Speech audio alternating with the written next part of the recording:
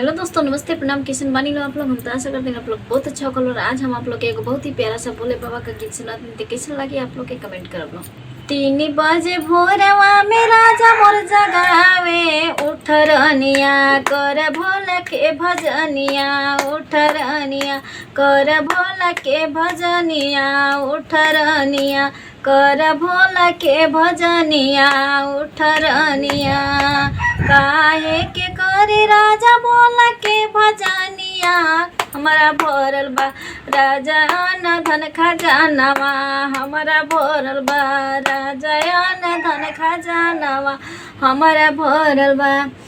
3 बजे भोरवा में राजा मोर जगावे, उठ रनिया कल भोला के भजनिया, उठ रनिया कल भोला के भजनिया, उठ रनिया। काहे के करे राजा भोला के भजनिया, हमरे भरल बा राजा पुतावा पतहिया, हमरे भरल बा राजा पुतावा पतहिया, हमरे भरल बा।